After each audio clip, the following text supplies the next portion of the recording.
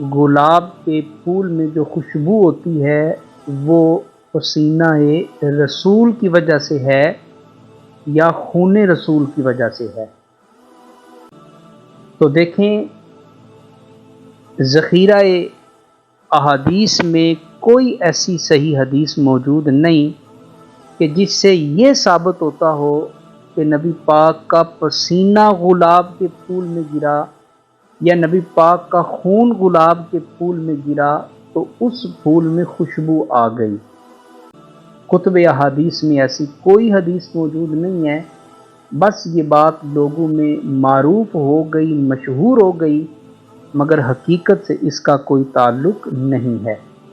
حدیث پاک ہے، حضور نے فرمایا من کذب علی متعمدا فلیتبوأ مقعدہ فی النار، کہ جو جانتے بوجھتے میرے اوپر جھوٹ باندھے تو اسے اپنا ٹھکانہ جہنم میں بنا لینا چاہیے۔